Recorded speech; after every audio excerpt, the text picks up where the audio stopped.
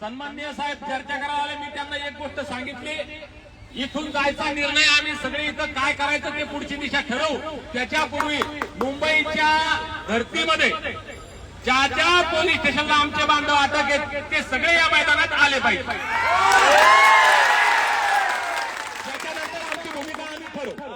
आमचं सहकार्य पोलिसांना राहणार आहे, आमचं सहकार्य शासनाला राहणार आहे. आम्ही इथं भांडायला आलो नाही, आम्ही कुणाला शिव्या द्यायला आलो. आम्ही आमच्या 8 दशकांपासूनच्या न्याय घटनादत्त अधिकाराच्या अंमलबजावणीसाठी आलो. आमच्या लेकराबाळांच्या कल्याणाची मागणी घेऊन आलो. आम्ही पोलिसांचाही सन्मान करतो, कोर्टाचाही सन्मान करतो. कुठपर्यंत त्यांनी आमचा सन्मान केला तर. म्हणून जोपर्यंत हा निर्णय होत नाही तोपर्यंत हुंदडबाजी कोणी करणार नाही. मी 16 दिवस उपाशी होतो. मी तुम्हाला आल्या आल्या याच्यामुळे सांगितलं की 5 दिवसात एकही भाकर खाल्ली नाही, 5 सलाईन लावल्या. त्याच्यामुळे माझ्या इतके सिरियस किंवा तब्येत खराब झालेले तुम्ही नाहीये. म्हणून 5 घंटे जरी इथं बसायचं काम पडलं आणि भविष्यात 5 दिवस जरी बसायचं काम पडलं तर शांततेत बसू.